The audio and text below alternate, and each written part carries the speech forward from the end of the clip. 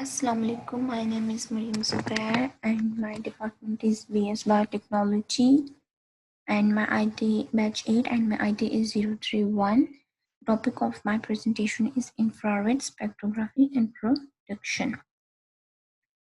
Infrared spectrography is the infrared vision of the electromagnetic spectrum. It deals with the infrared vision. That is, the light having a longer wavelength and a lower frequency than visible light. If the wavelength increases, then the frequency decreases, and if the frequency increases, then the wavelength decreases. They are inversely proportional to each other. Different lights have different regions have different wavelength. Their wavelength vary from each other. The basics of infrared spectrography is that it detects to absorb the light, it detects to absorb the light of a compound in the IR region of the electromagnetic.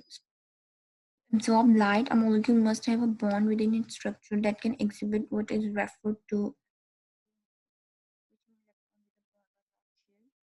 equally. Infrared spectrography is used to determine a functional group, whether it is a ketonic group, whether it is a carboxyl group, etc. And the radiations which are used in infrared spectrography are infrared radiations. Spectra, vibrational and rotational spectrography occurs. Uh, Our requirements are that a compound or a sample should have dipole moment. Two compound will never show similar IR spectra. And, this is the instrumentation of IR spectrography. First, a beam of IR light from the source is split into two and pass through the reference and the sample. This is the monochromatic system. Both of the beams are reflected through a splitter and then through a detector. Finally, the required sample is printed out after the processor deciphers the data passed through the detector. The IR spectrography scopy utilizes the concept that molecules tend to absorb specific frequency of light that is characteristic of the corresponding structure of the molecule. The energies are reliant on the shape of the molecular surfaces, the associated vibrating and the mass corresponding to the atom. These are basically the fingerprints of the functional group.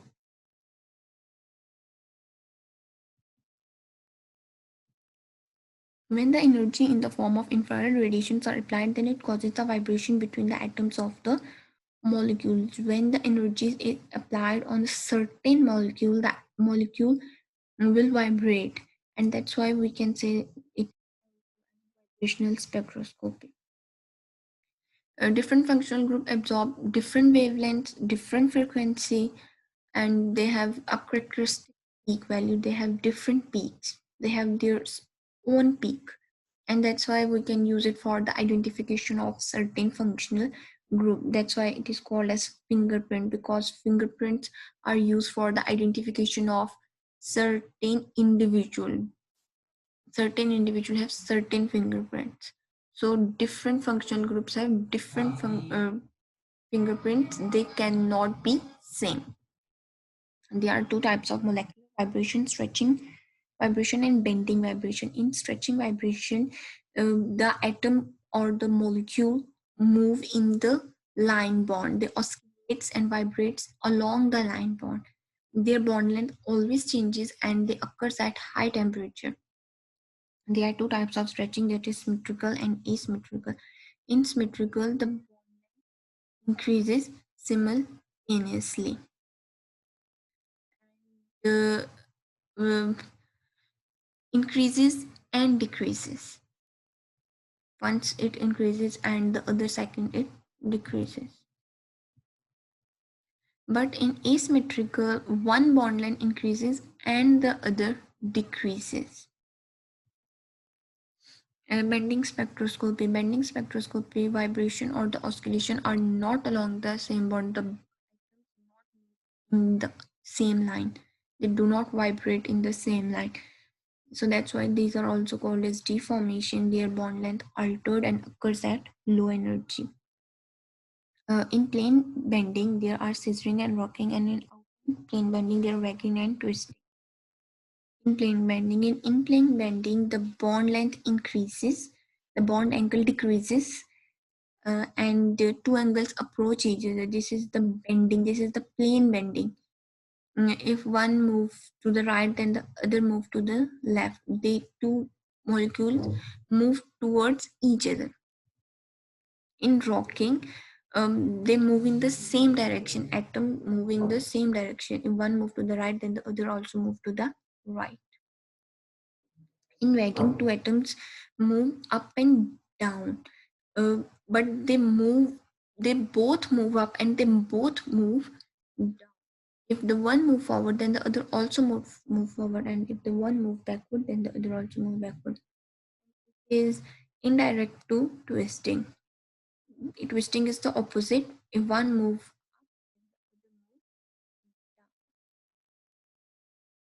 for listening to my presentation. Thank you for listening patiently. Allah.